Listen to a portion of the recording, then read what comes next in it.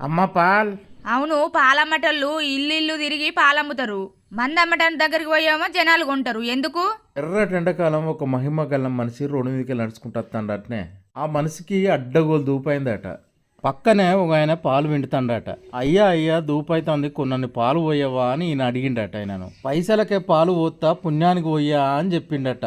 అయ్యో నా దగ్గర పైసలు లేవు కదా అని రోడ్డు మీదకి వెళ్ళి నడుచుకుంటా వస్తాడట. నడుచుకుంటా రాంగా ఒక కాడ పెళ్లి ఊరేగింపు జరుగుతుందటనే. ఆ పెళ్లి ఊరేగింపు కాడ ఒక ఆయన అక్కడ మందప్ప చెప్తాడట అందరికి. ఊరేగింపు కాడికి ఆ మహిమ గల్ల మనిషి పోయిండట. అయ్యా నాకు దూపైతుందని ఆ మందిచ్చే మనిషిని ఈయన అడిగిండట. నీకు కావలసినంత మందు తాగి మంచిగా డ్యాన్స్ చేసి సప్టక పో అని చెప్పిండట.